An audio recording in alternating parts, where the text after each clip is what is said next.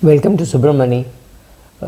This is quite a favorite topic. I've made a video on this in the past, but I'm trying to make a better video now on the definition of rich and wealthy, right? And the distinction between the two. We all use rich and wealthy very interchangeably, but technically there is a difference, right? So, what is rich? Rich means a person with a very high income. Income could be business, could be sports, could be salary, could be anything, but largely you're talking of not a businessman, but you're talking of a sports person or an employee or somebody who's a professional, right? Somebody who does not really know how to manage money in the sense that he's got a big salary, but he's got no training in wealth management or anything like that. So he's got a good income. He lives a good lifestyle. All the toys which are visible. I'm not getting into defining what is a good salary simply because it depends on your qualification and your location where you are. If you are very well qualified and you are in New York, you would be very different than from a person staying in Mumbai, maybe staying in a chawl, and for him the numbers could be very different, right? So I'm not getting into that, but yes, if you have assets relative to the place where you stay. So right, in some place it could be a 2 lakh rupee car, in some place you might require a 20 crore rupee car to be considered to be rich. But yeah, that's what I'm saying. High income, a lot of visible assets visible to the outside world, living a good lifestyle, spending a lot of money, and telling the world, look, I've arrived, right? So that kind of a thing. Your luxurious lifestyle and all, everything has come from one income, right? So let us assume that he's a salaried person and he's earning an X amount of money with which he's able to afford all this. So that person is considered to be rich. How is it different from being wealthy?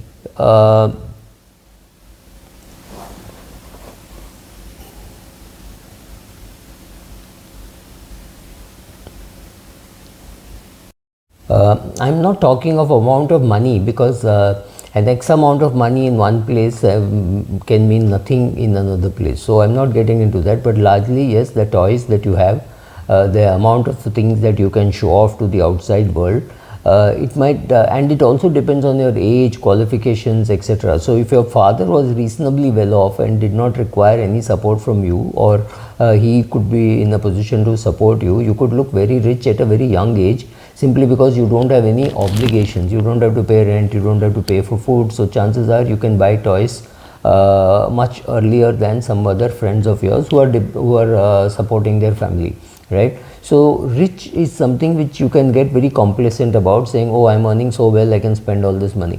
In fact, history is full of people who are rich. In fact, they were even wealthy, but they completely destroyed their wealth, right?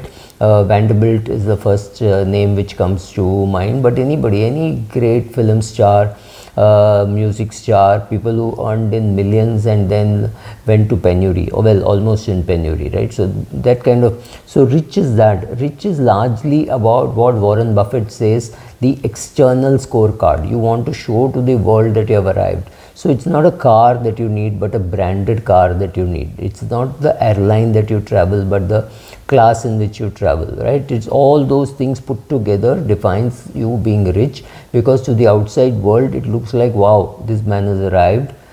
In fact, I would think being rich is very dangerous because it makes you very complacent. At a young age, if you get a lot of money, you start thinking, oh, this is going to happen permanently. That is the link to saying, okay, this man is rich and he can afford all these things. This you are doing perhaps for the outside world. So which means you're doing this for the external scorecard. This is how we define rich. Now what is, let us define what is wealthy. Wealthy means a person, of course, who has maybe studied well, played well, whatever, earned money, but lives to the internal scorecard, right? So that person does not have to show off something. He may also take good vacations, he may also do all those things, but largely at the beginning of his life he must have sacrificed and created wealth, in the sense that he must have created an array of investments from where he is getting money.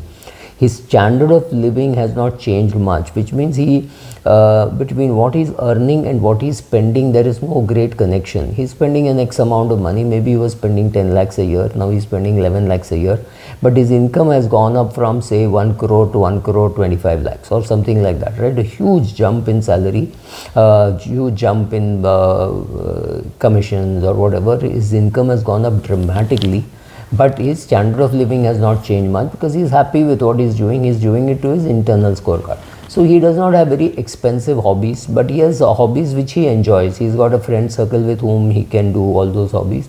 So, all those things which he does not, the outside world need not know how much money he has. With the extra cash that he has, which he has not spent, he has created different sources of revenue, whatever. I'm not getting into, maybe he's bought houses which from which he's getting rent, he has invested in equity which is getting dividend, he has invested in mutual funds in the growth scheme which is showing good jump in his net worth. All those things are happening, but he's very clearly catering to the internal scorecard, saying, look, I have now reached a level where I'm financially independent. I have reached a stage where I can spend as much as I want, but I don't wish to make the spending, and in case I lose my job, I can live comfortably for the rest of my life, which means I'm financially independent. So this is the most important question to answer. If you were to lose your main source of income today, how long can you live? Is it 1 week, 1 month, 1 year, 10 years, or 200 years, whatever, right? So everybody has to answer that question. If that number is big, or if you can say that is perennial, if I lose all my sources of working income, my non-working income from my passive portfolio will take care of my life with the same standard of living and me being able to achieve all my unfinished goals. If that is how you define your wealth, or where you have arrived at, then you are wealthy. You're no longer just rich, you're wealthy. You have done that journey from being rich to being wealthy. I'll come to that, how to do that journey. But this is the distinction between being rich and being wealthy. Being rich means high income, living for others, external scorecard, but having the best choice. You have no clue what will happen to you if you were to lose that job, which means you will have to find another employer who gives you that kind of job, right? So because you are dependent on that one person, on that one employer of yours. Today it is A, tomorrow it could be B, day after tomorrow it could be C, but you are dependent on that one single source of income.